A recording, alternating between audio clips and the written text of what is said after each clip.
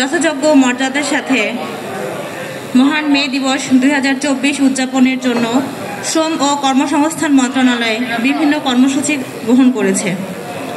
তারই একটি অংশ হিসেবে আজ জেলা প্রশাসন ও শ্রম কল্যাণ কেন্দ্র লালমনিরহাট এর আজকের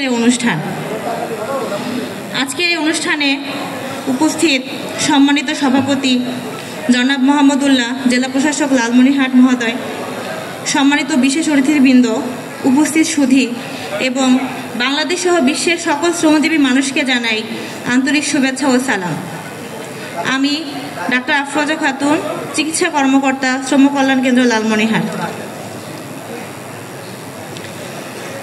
বিশ্বের শ্রমজীবী ও মেহনতি মানুষের অধিকার প্রতিষ্ঠার স্মৃতিবিজড়িত গৌরবোজ্জ্বল আত্মত্যাগের কালোজয়ী ইতিহাসের অনন্য দৃষ্টান্ত মহান মে দিবস। এই ইতিহাস কারো অজানা নয়। 8 ঘন্টা কাজ, 8 ঘন্টা ঐচ্ছিক বিনোদন ও 8 ঘন্টা বিশ্রামের দাবিতে আমেরিকার ইতিহাসে শ্রমজীবী মানুষের আন্দোলনের যাত্রা শুরু হয় 1877 সাল থেকে।